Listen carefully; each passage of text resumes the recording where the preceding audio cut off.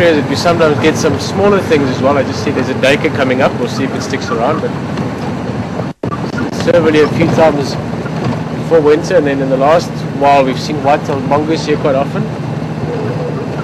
This duiker sticks around.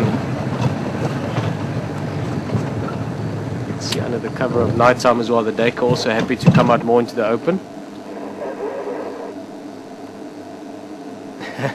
I love their tails as well. You'll see every now and again. They just do like a little quick flick of the tail. Very, very, look at that. Something I think is pretty much uniquely duiker. That's if you don't just see the tail running away.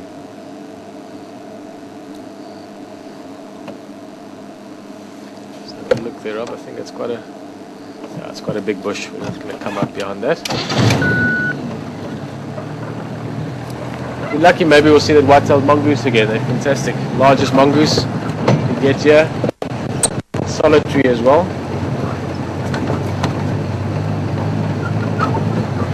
In this area the grass is still a bit shorter, so you can actually see those smaller animals.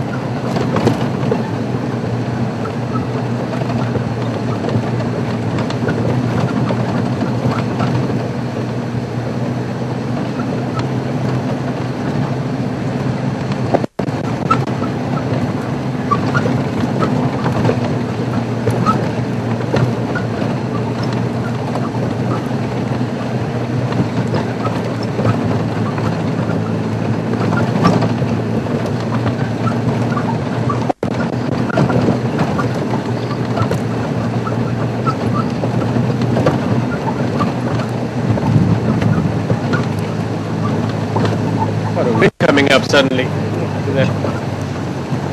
Dust, trees are moving. Still got an interesting night ahead of us.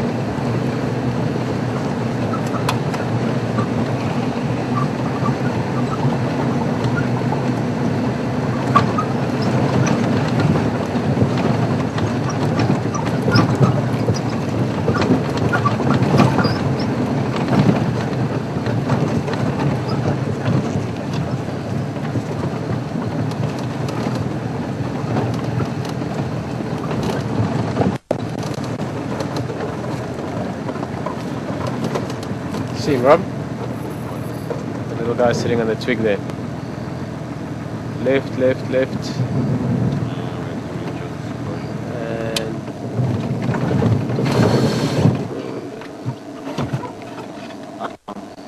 And I'm just trying to find him on the screen. We got him. There we go.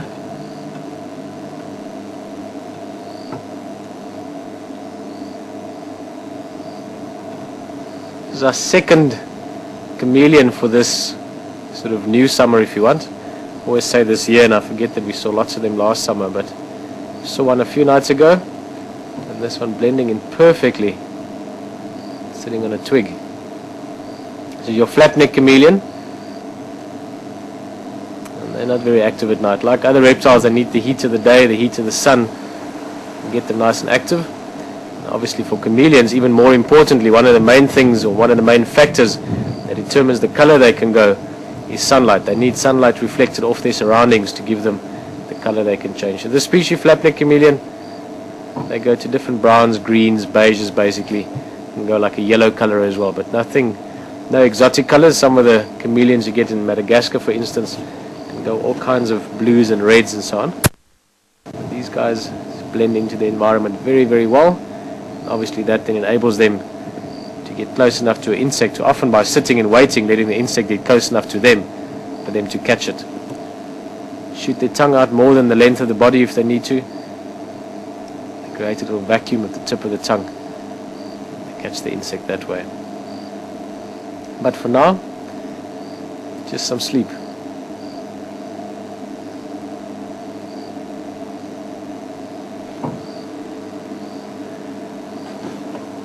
And we're also quite close to camp. So I think that chameleon just giving us the last little thing to look at for this evening. Thank you so much for joining us. Oi, sorry, insect to my shirt. Thank you so much for joining us on this afternoon's drive. Once again, just that little surprise of not finding the lions.